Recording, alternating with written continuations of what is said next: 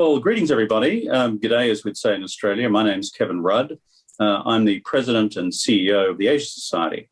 Welcome to our series of conversations about Asian Americans building America. We call it ABBA for short, not to be confused with the Swedish song group from the 1970s when I was a disco duck growing up. This is a different ABBA. And it's all about having conversations with Asian Americans who are out there doing great things to build the country. And I'm so pleased today to be joined by these three young people. I've got Paolo Nguyen. Paolo is a second lieutenant in the US Armed Forces.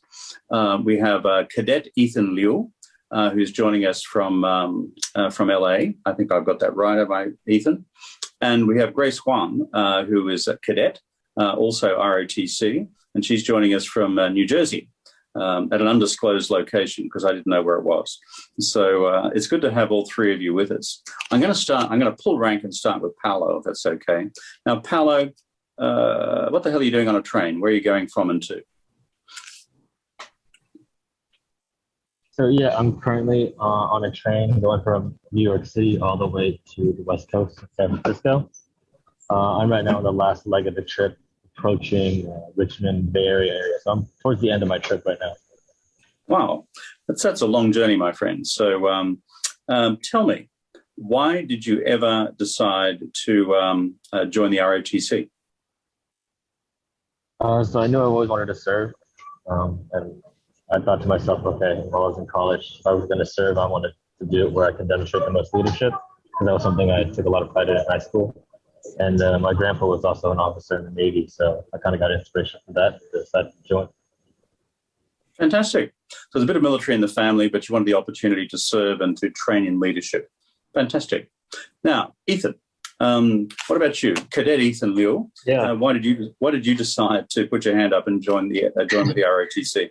Yeah, absolutely. I have also felt just kind of a urge to serve the nation. My parents are immigrants, and I wanted to give back for all the opportunities I've been given just by being able to grow up here. I thought that ROTC would be a great program for me to still be able to go to college and also commit to service afterwards and demonstrate leadership like Lieutenant Nguyen was saying earlier. And I'm really lucky to be in the program. Okay, so an opportunity to develop and demonstrate leadership through the ROTC program. Now, Grace, Cadet Grace Hwang, tell us why you've decided to put your hand up with the ROTC. Yeah, so similar to Ethan, I knew that I wanted to serve a certain group of people, but I wasn't sure what I wanted to do during high school. And the recruiting, U.S. Army, they visited my high school, and I didn't really know what I wanted to do. So I just thought of it as an opportunity to take. And I don't have any military background, so it was really just me just taking a chance out of nowhere. But it's something that I definitely don't regret at all. And it's something that has developed me. I'm currently going into my fourth year, and I just see like the amount of change that I've had compared to when I was like a senior in high school. So, yeah. That's great. My experience in the U.S. military, since I've been living in New York myself, is that they really do know how to run leadership training programs. Obviously, there are field requirements for that, but they're really first class at leadership induction, leadership training, leadership development. So well done, team. Now, we're the Asian Society, so I'm interested in your Asian heritage. So let's start with you this time, Grace. Tell us the family story. What part of the world are you from? When did you get to America? Were you born here? All the rest of it. Yeah, so my parents were actually both American citizens before I was born. They lived in the United States, I think in the New York area, about 10, 15 years. And I'm from South Korea. That's where I was born. And 2 months after I was born there, I lived in California and in Texas, and now I'm in New Jersey. So I've just been living in different parts of the US. And I guess just like the environment that I grew up in, there weren't a lot of people that I guess were Asian because I grew up in like Texas. I don't know if you're familiar with the state, but there's not a lot of representation of Asian Americans. So that was sort of how I was brought up. That's quite a family journey out of Korea via the West Coast into Texas and up to New Jersey. So that's a diverse American experience in itself. And I think in terms of Texas, and I'm familiar with it, been there a few times, I always remind the Texans that my home state of Queensland in Australia is 3 times the size of Texas, which is a message Texans never want to hear. But depends where you are in Texas. There are actually growing Asian American communities there as well. Now, over to you, Cadet Ethan Liu. Tell us your family background and where you've all come from. Yeah. I was born here in the United States as well, in San Francisco, actually. So it's a great city. I think you'll have fun when you get there. My family's from China. My dad's side's from kind of the Hong Kong area, and then my mom's side's from around kind of the Shanghai area in Suzhou. My mom immigrated here for college and medical school, and she decided to stay afterwards, where she met my dad in medical school. My dad's side of the family came from Hong Kong. My dad, I think, actually was born in Michigan, and so it was kind of a experience of my dad meeting my mom as a more Native American, I suppose. My mom being a pure immigrant, but yeah, that's basically about it. They met. That's a great story. Hong Kong. My middle son was born in Hong Kong. Suzhou, I visited many times. It's kind of at the southern end of the Grand Canal, from the north of the country to the south, and a huge center of commerce in the last 1,000 years of Chinese imperial history, and still a huge center of commerce today. Wonderful city. Now, Second Lieutenant, tell me about your family history. Given that you're a Nguyen, I assume you must be Irish. Is that right? No. So my parents are both Vietnamese, but they were born in Vietnam. I was born here in the United States, but my dad came to Vietnam with the fall of Saigon in '75. First on a boat to to a U.S. aircraft carrier, then to Singapore, and then from Singapore with him guiding the boat. We may have lost time with just a compass. Oh, can you hear me? I can now. Yeah. That's good. That's fine. We're dealing with the train. Okay. So I think I got the story right. Oh. They came to the States after the fall of Saigon in '75, and it sounds like it was a pretty dramatic exit via Singapore to the States. So that's a terrific story. Something I empathise with. My oldest brother is a Australian serviceman who fought in Vietnam with the Americans, and on top of that, I have 3 Vietnamese Australian nephews. And by the way, Ethan, I have 2 Chinese Australian grandchildren. Oh, wow. So little ones, 5 and 7. So we kind of we're from all over the place too. No Korean connections yet, Grace, but we're working on it. So so let me just go to these questions, and maybe I'll go to you first this time, Ethan, which is. You've seen in the headlines a lot of reporting about racial outbursts against Asian Americans. What's your own experience? How do you feel about that? How do you deal with it? Have you had friends impacted? That's we're trying to just humanize this whole story. And what's it like on the receiving end? Over to you, Ethan. Yeah, it's been really sad to see it coming up recently. I think that personally, I haven't experienced much of the anti-Asian sentiment on a personal level. I don't think attacks or slurs, which I've appreciated. I've definitely heard stories from some family friends and some my mom especially, just kind of working. Sometimes she'll have someone say something mean, and it's really tragic. But overall, I think that I could in the best light blame it on the just overall general downbeat of kind of American society, with how everyone's been, very stressed out. And I think having that anger channeled somewhere is just an outburst of that. But overall, yeah, I'm really saddened by it. But personally, I've been thankful for not experiencing it. Yeah, so your mum's a doctor, I think what you said before. Yes. So she experiences from time to time these sort of things in the surgery. It was kind of dumb comments from, I don't know, sometimes in traffic or, buying food, that sort of thing. Yeah. It's not good. Yeah. The Grace, tell me about your experience of on the race question. Have you been on the receiving end of some of this yourself? You have family been affected? Just tell us what you've seen. I think for me personally, growing up in an area that I guess didn't have a lot of Asians, I didn't like really recognize it as a kid of like what people would say to me since it was so indirectly implied, if that makes sense. But then I think growing up, I sort of, when we would talk, I guess like in college or even in high school more about racism, I would realize, oh, like maybe that might have been something. And I think a lot of times we don't recognize when it happens to us. I think just like for my family at the beginning of the pandemic, I think it was very targeted towards Asians with like the whole cause of the pandemic and everything. So I live in an apartment complex, and a lot of times we would get into the elevator and people would leave just because there was no other reason except. Yeah. So I would say that was probably like the closest I experienced something that might have been related to racism. That's just an appalling thing. If I was in a lift, we call them in this country, an elevator in your country, and someone got out for no reason other than that I happened to be there, and I was obviously from a non-European or non-Western ethnic extraction, I'd find that just deeply offensive, if it was me. Tell me about this. You're both cadets in the ROTC. Ethan, what's your sense of pride in being American, given the diversity of your family background? Yeah.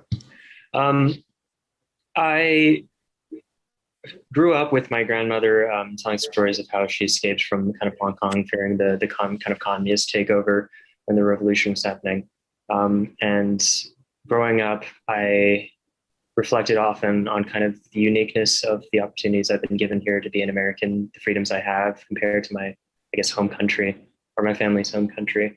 And for me, the diversity and the ability for our nation to kind of be pretty unique in the world and the level of diversity and kind of the founding of it is similar to Australia and maybe Canada and some of colonial countries as nations where they aren't founded on any kind of ethnic grounding. There's no Chinese specifically for China, that sort of the situation. And so in that sense, I love the diversity here in America that people can come from anywhere and be Americans. And so my sense of pride stems from that, and also just kind of the American creed and the philosophy on which it's founded that I truly believe in. And in fact, thankful for the opportunities that creed has offered me and the freedoms and such. Yeah, the freedoms of the country are fantastic, and particularly if you come from parts of the world which have not experienced freedom at that level. Second Lieutenant, you're back with us on the express train to the West Coast. The question I just asked Ethan, I'm going to ask you now, is are you proud to be an American? And what's it feel like to be an American? Yeah, sorry about that. It just kicked me out of the meeting. But yeah, I am proud 100%. I think for me, the big thing is something like my dad always taught me was like, this is home one way or another. It's a place he and my mom call home. It's what I call home. So when you take the oath, it's to defend your homeland, right? Not necessarily just the country, but the home. So therefore, I'm proud to be American. And all those other people that call it home as well. It doesn't matter what skin color or your name or your last name or where you're from.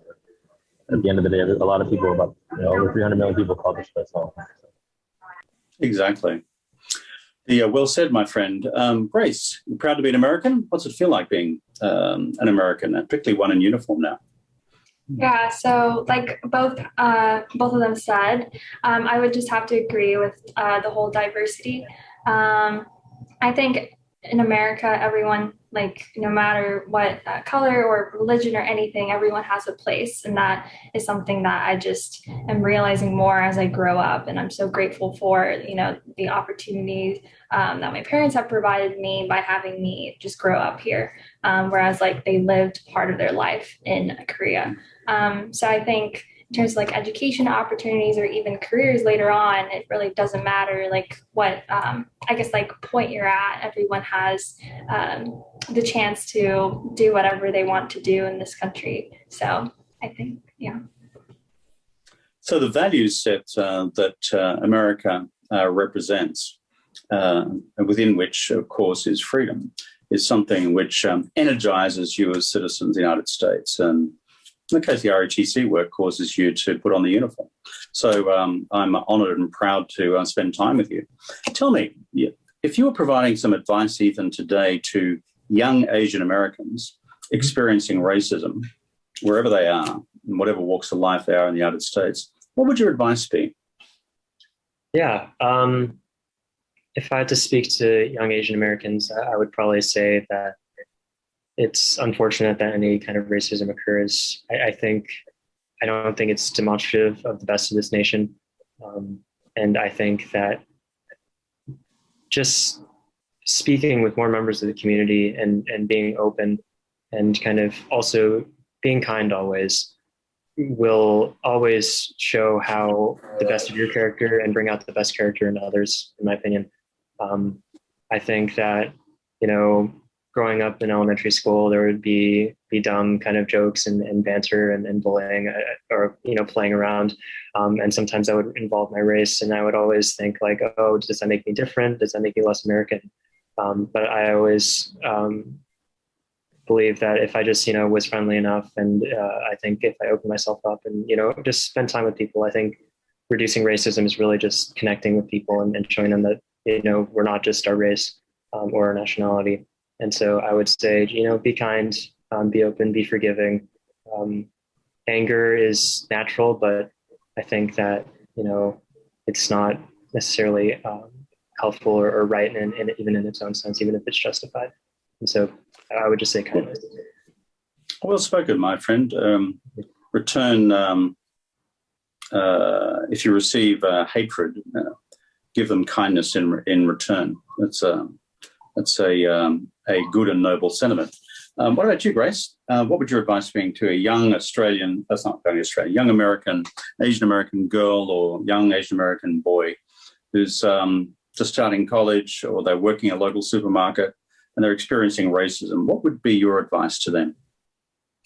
I think Ethan honestly said it so well. But I think there's a lot of tragic events that are happening, but at the same time, I've never seen so much awareness compared to like the other times before. So I think a very important message is just for people to remember that they're not alone, that a lot of people are, experiencing similar things, and they really don't need to, I guess, like hide the experiences they have or have fear of like sharing things, because a lot of people are in pain, and it's always good to talk about it.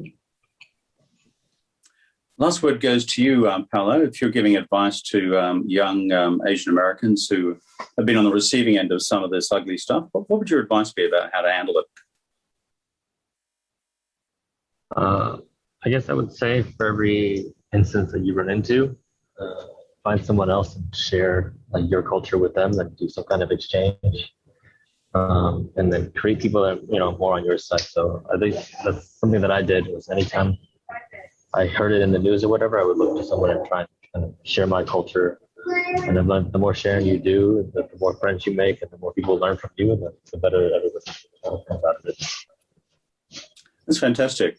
Now, last couple of minutes, let me tell you a little story about my own engagements with the American military on this whole question of race and racism towards Asian Americans. So just before I came back to Australia at the beginning of the onset of the epidemic in March last year, I'm normally resident in New York. That's where I'm president of the Asia Society. So I was visiting a friend at a hospital in New York called the Bellevue Hospital, which is from memory in the Midtown East. And we live not far from there. We live on East 49th. And so I visited a friend in hospital, I was walking home. And this is the very beginning of the mega concerns about COVID-19. And so I'm walking home, and then I suddenly see this man shouting and screaming, and he is a young white guy hurling abuse at this older, as I later discovered, Chinese-American man who would have been well into his 70s, if not 80, actually. And it was the vilest level of abuse. Well, you'll appreciate this. As an Australian, I tended to respond with equally colourful vocabulary, and to tell the guy just to get lost, leave this older man alone, and that his language was utterly unacceptable to any of us. So, to my great surprise, this young sort of white American guy slunk away. Then, part B, comes steaming towards me this very bulky guy, also white American. And I thought, my God, I'm just about to get myself decked. I don't know if that's a term in American English. In Australian English, it's you're about to boom. And I am many things by training, but being a pugilist or a boxer is not one of them. And so this guy comes steaming towards me, confronts me, and I'm standing next to the old Chinese gentleman. And this guy comes steaming towards me and said, "Thank you, sir, for standing up for this man." That's why I proudly wore the American military uniform for 2 terms of service in Iraq to defend these values. And so this is my experience of dealing with these things on the streets of New York. So, but thank you all for your experiences.